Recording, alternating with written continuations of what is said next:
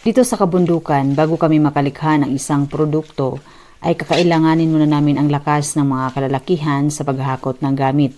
Alas 7 pa lamang ng umaga ay nagsimula na silang umakyat sa gubat na ito na kung saan dito ang huling gumamit ng sugarcane juicer para sa paggawa ng sugarcane wine. Asyong, hurry. Kapancing asyong.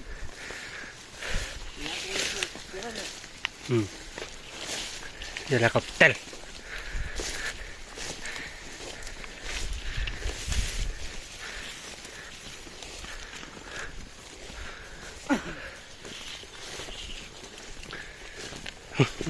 Puy. Ang makinang ito ay kanilang ibababa.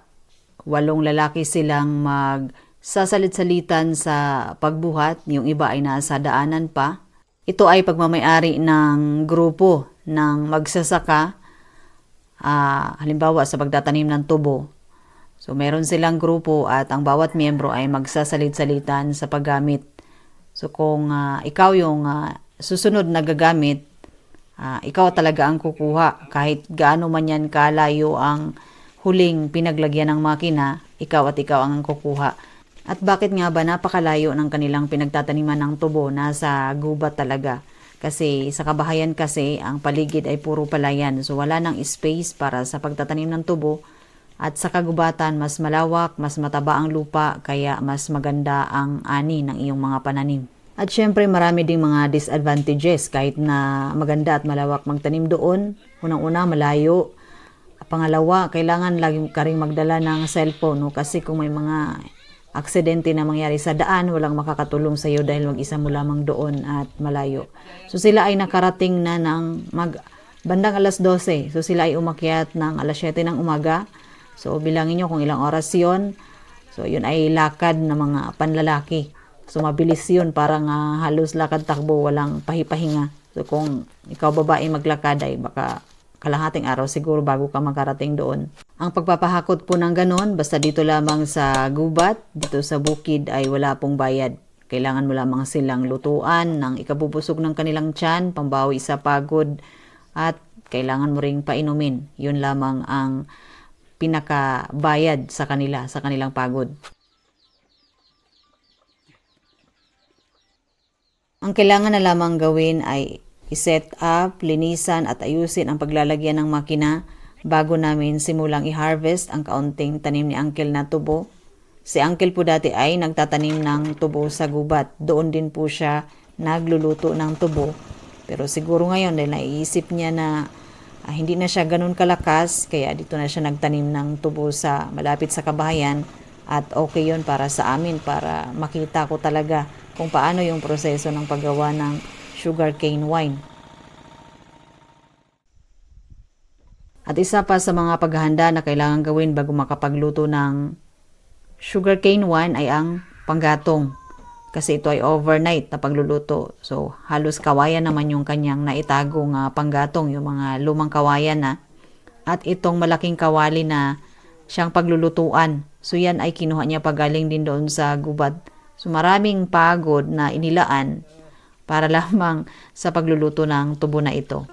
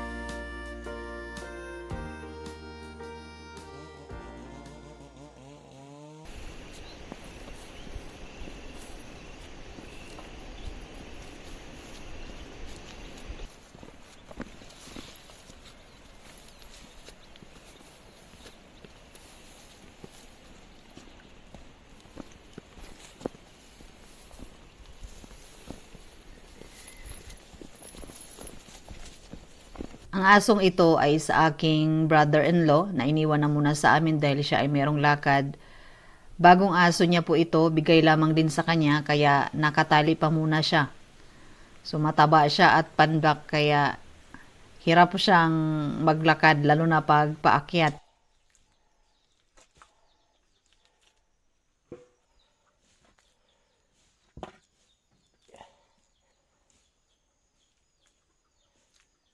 At ngayon na ang araw ng aming pag-harvest ng tubo, kung kaya si Uncle ay naabutan namin na nag-aayos ng malaking kawali. No?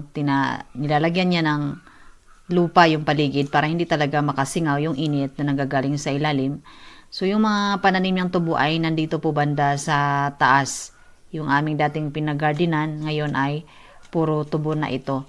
So ang iba nito ay natumba noong kasagsagan ng mga bagyo na dumaan noong 2025. Kami ngayon ay pinagpala ng magandang panahon. Uminit at ang taga-video ay nauhaw kaya sige libre naman ang tubo sa paligid. Hala sige ngat-ngat. At pati itong isang taga-putol ay hindi rin matiis. Hala sige ngat-ngat din ang tubo. Dalawa sila na taga-harvest. So yung isa kamag-anak lamang din niya ng asawa ko.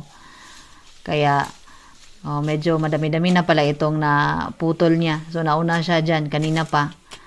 So itong asawa ko ay kakaunti pa lamang yung kanyang naitulong at sabayan pa ng ngat-ngat ng tubo. At maya-maya siya ay bababa kasi susunduin yung aming anak galing doon sa eskwelahan. So dahil ang pagluluto nito ay overnight kaya ngayong gabi ay dito kami matutulog.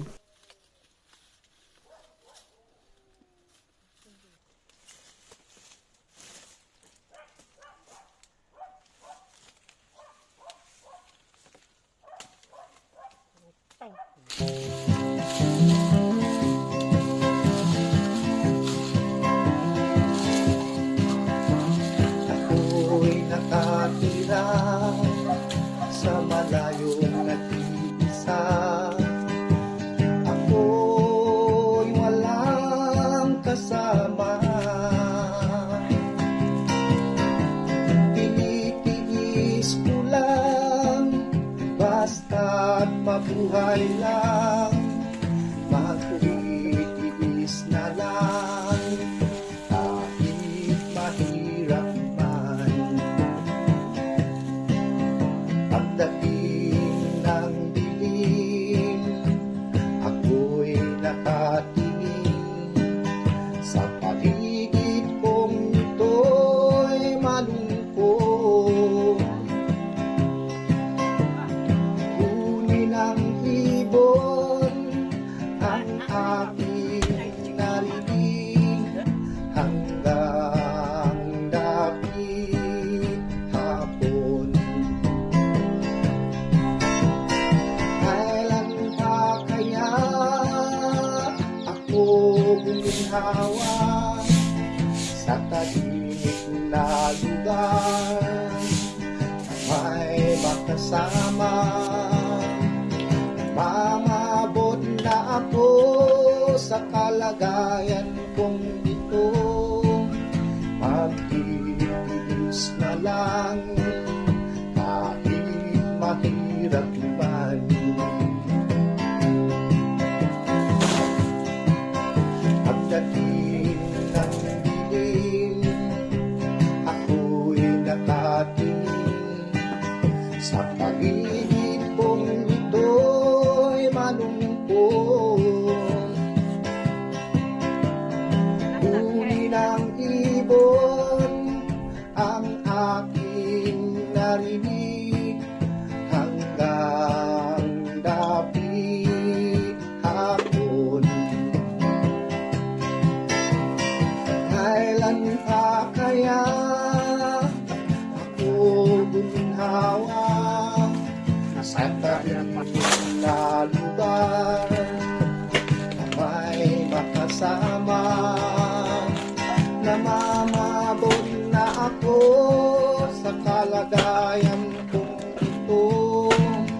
Pagtitiis na lang, kahit mahirap man. Kailan pa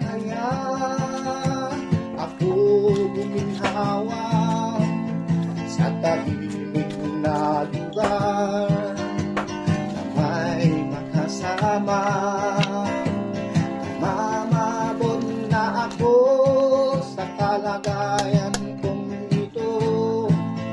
Magtitiis na lang kahit mahirap man. Magtitiis na lang kahit mahirap man.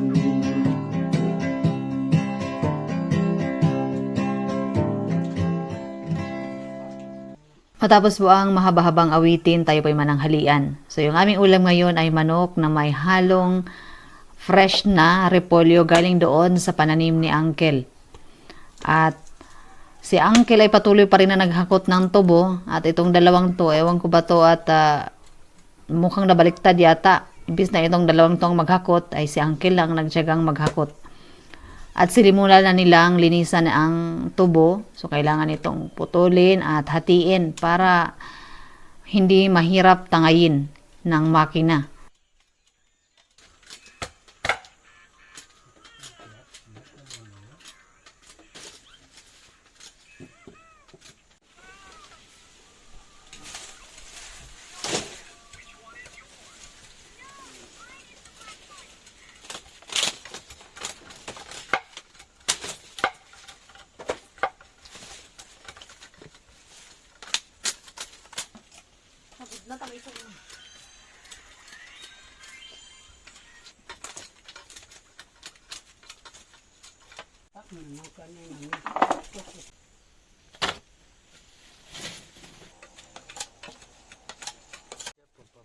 Itong aso na to kanina na nakatali ay nakawala. So tamang pagbaba ni Mr. sa eskwelahan ay ganun din yung kanyang layas din. So, buti na lamang nagkita siya ng kanyang amo doon sa kabahayan. Kasi umakyat din para tumulong din dito sa paglinis ng tubo.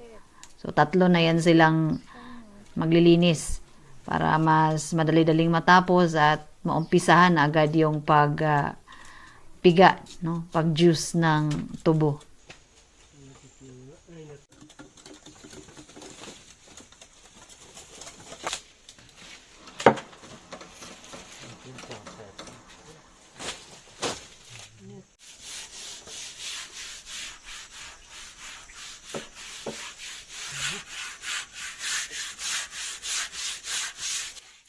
Para may participation naman ako, so maghakot ako ng tubig.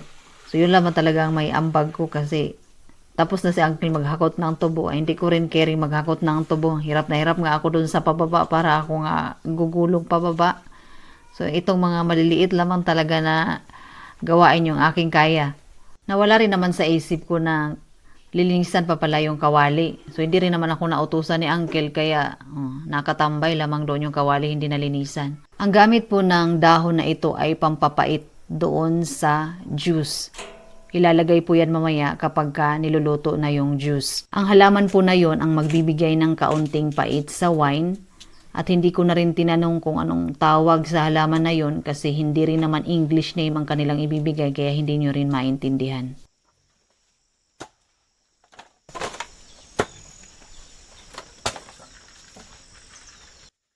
Pagdating ng hapon ay pinaandar na nila itong makina at sinimulan ng isalpak ang mga tubo na ito. At may mga pagkakataon din na sumasablay lalo na kapag hindi nahati talaga yung tubo, yung buo siya na malaki ay siguradong hindi niya kayang madurog at ang nangyayari tumitigil, no.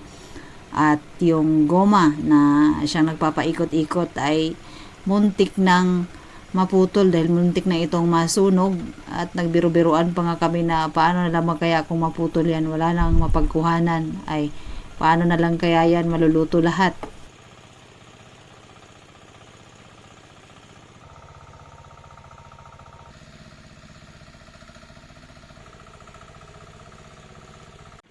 Habang pinapanood ko sila ay naisip ko na kaya pala naming magkaroon ng sarili naming supply ng asukal na hindi na namin kailangan pang bumili sa bayan kung magkaroon lamang kami ng sapat na plantation ng tubo at magkaroon ng sarili at magandang kagamitan sa pagproseso ng tubo.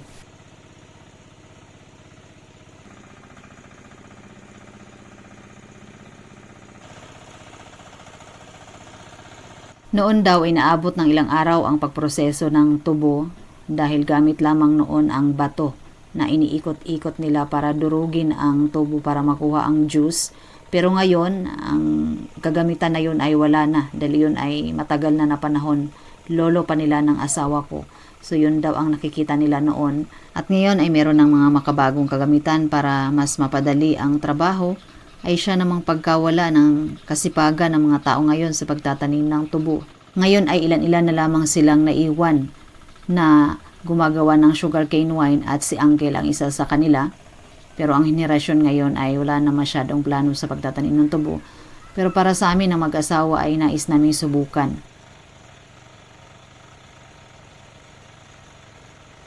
Minsan tumitigil sa pag-iikot kasi hindi kayang tangayin ng makina at itong mga to ay pinipilit pa rin talaga nilang isalpak. Kaya yung goma na yun ay nasunog at puntikan ng maputol at sabi namin pag naputol yan ako hindi na matatapos itong sugarcane wine ni Uncle.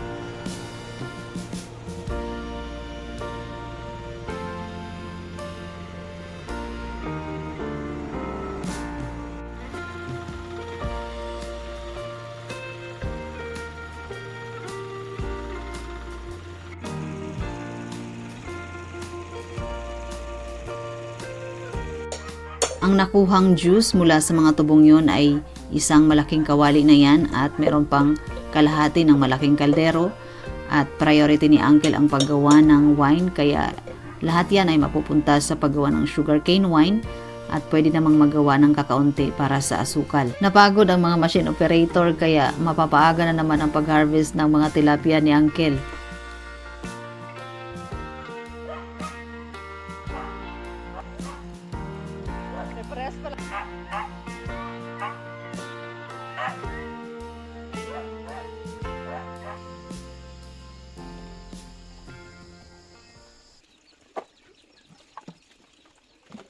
Pumatak man ang ulan, ang mahalaga tapos ng aming mga gawain at pagluluto na lamang ang aming gagawin sa gabing ito.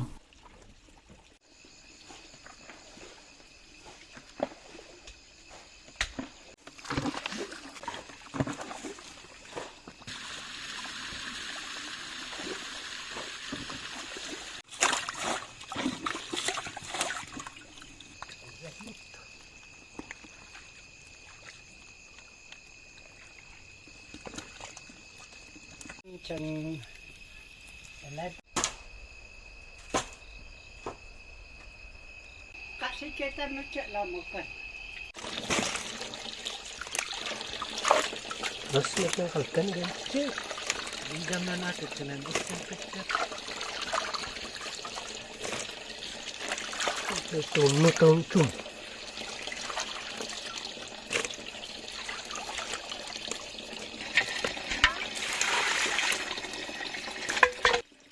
Para sa aming hapunan ay meron kaming idinagdag na bangus. In case lamang na magkulang ang aming ulam na tilapia, baka may umakyat ngayong gabing ito para makiusyoso sa pagluto ng wine ni Uncle. At least meron kaming may offer. At meron din namang nilagang karne. At yung iba sa tilapia ay gagawing papaitang tilapia. Yung laman loob ay hindi tatanggalin at yun ang magbibigay ng pait sa sabaw.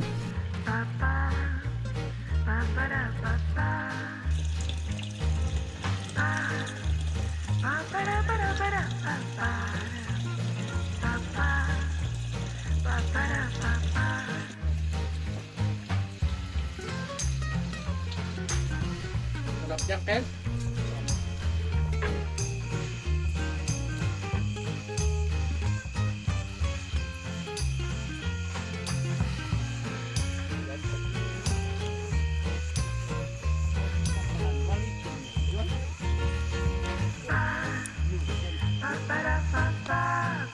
Ano ni Che?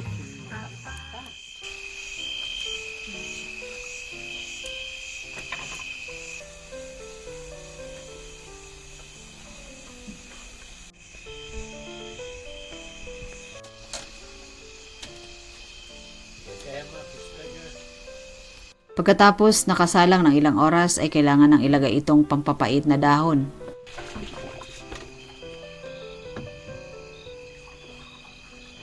Okay, magbuhat. Kaya na. Oh, yachay.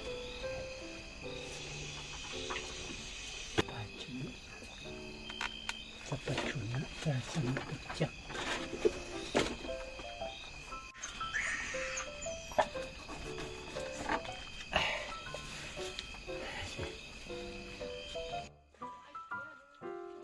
Habang nakababad ang mga dahon na yan ay kailangan na muna naming maghapunan at pagkatapos ng ilang minuto ay nasunog na rin ang tilapia. Ewan ko ba sa nagbantay ay nakalimutan siguro sa kanilang pagkikwentuhan. Pag itong mga kalalakihan ang kasama mo pagdating sa kainan, hindi talaga ito sila sasabay sa kainan na oras kasi may mga vitamins pa kasi silang iniinom. So, ewan ko na lamang no kung maubusan ito sila ng ulam, hindi naman siguro sila magrereklamo kasi hindi sila sumasabay sa kainan eh. Pero ito si Uncle, drink moderately lamang talaga to. Minsan isang inom, okay na siya. Sasabay talaga siya sa tamang pagkain. So ito pa naman yung kanyang pinaka-paborito, yung alaga niyang tilapia ay wala na, nasabawan na. So ito yung tinatawag dito na papaitang tilapia. Kawawang tilapia, pinaghirapan pa nilang hulihin na sobrahan pa sa itim.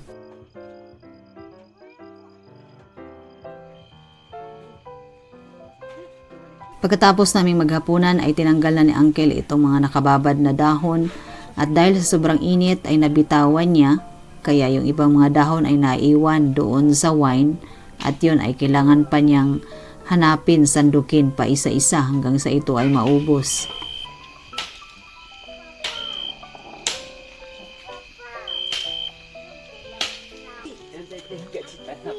Tiga si tanap ka uyawon.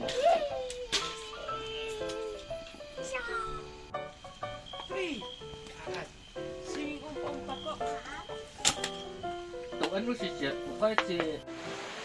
Tama lamang na natapos ang aming hapunan pero itong dalawang to ay hindi pa sila kumakain. Pumatak na ang malakas na ulan at nagsimula ng lumamig ang aming paligid. Palalim na ang gabi at pinatulog ko na ang aking anak dahil may pasok pa ito kinabukasan kaya hindi ko na nakita hanggang sa matapos ang proseso ng paggawa ng wine.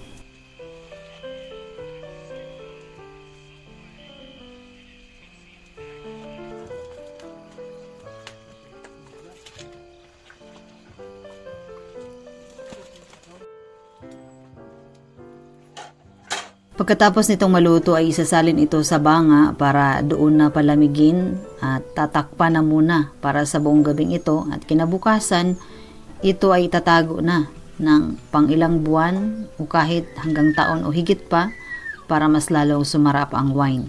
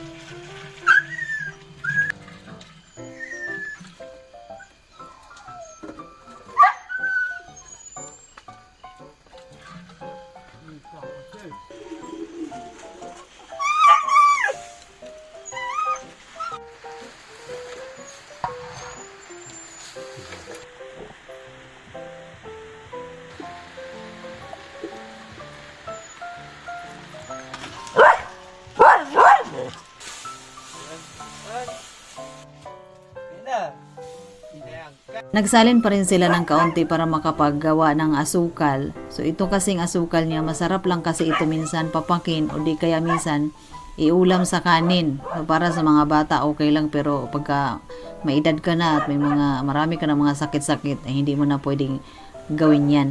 So ito siya ay medyo mapait na kasi yung nahaluan na kasi ito ng dahon na pampapait.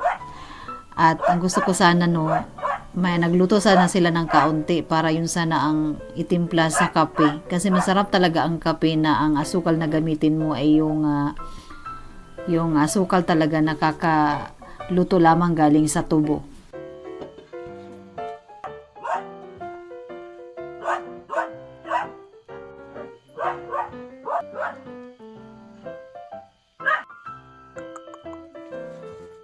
Pagkatapos lahat maisalin ay bumaba na yung tatlo, kaya kami na lamang ang naiwan dito sa bukid at si Uncle ay dito na rin magpapalipas ng gabi at malapit na rin namang mag-umaga. At pati itong aso ay naiwan na naman, kaya wala na namang tigil yung kanyang bunganga sa pagtahol dahil hahanap-hanapin na naman niya yung kanyang amo. Dahil iniwan na naman siya sa amin, kaya kinabukasan lagi kitong kinakausap kasi ayaw tumigil sa pagtahol. Yung kanyang amo ay laging may mga lakad, kaya mapapractice siyang maiwan dito sa amin. Or kung tumagal-tagal talaga, mukhang sa amin talaga ito siya masasanay pag lagi namin itong isama-sama dito sa bukid. At ito ay ready nang itago sa mahaba-habang panahon at ilabas na lamang kapag merong okasyon. Maraming salamat po sa inyong panonood, Native Kalinga.